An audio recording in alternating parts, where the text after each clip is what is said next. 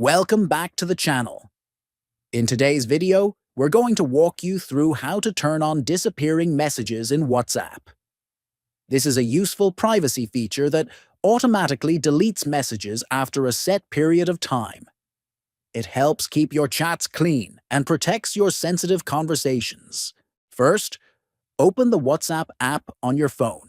Next, tap the three vertical dots in the top right corner of the screen to open the menu. From the drop-down menu, select Settings. Now tap on Privacy. Scroll down until you find the option labeled Disappearing Messages. Tap it. Here, you will see three options: 24 hours, 7 days, or 90 days. Select the duration that suits your needs. Once selected, this setting will automatically apply to all new chats going forward. That's it for today's guide.